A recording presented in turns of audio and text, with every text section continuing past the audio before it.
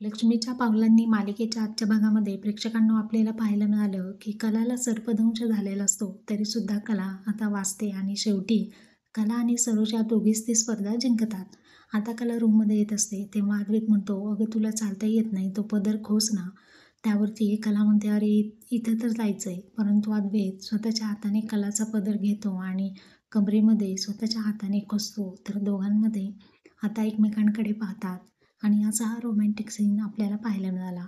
अद्वैत तिला म्हणतो, अगं आत्ता तर स्पर्धेमध्ये टुणूक-टुणूक उड्या मारत होती. काय गरज होती? आराम करायचा ना. आता इथे बस तू आराम कर. त्यावरती कला म्हणते, अरे दागिने आहेत, मी असंच झोपू का? अद्वैत म्हणतो, थांब मी आहे ना. आता खूप प्रेमाने तिच्या हातामधील बांगड्या आणि सर्व दागदागिने तो स्वतःच्या हाताने काढू लागतो.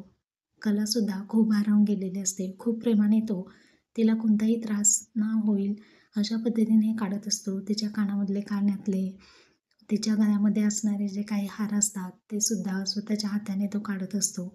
आणि या दोघांचा रोमॅन्टिक सीन कला आरशामध्ये पाहून भारावून जात असते. आता कलाने सुद्धा तिचे मोकळे केस केलेले असतात तेव्हा अद्वैतसुद्धा तिच्याकडे पाहून अक्षरशः 2 मिनिटं प्रेमातच पडलेला असतो आणि कला आणि अद्वैत अशीही जवळ येतात.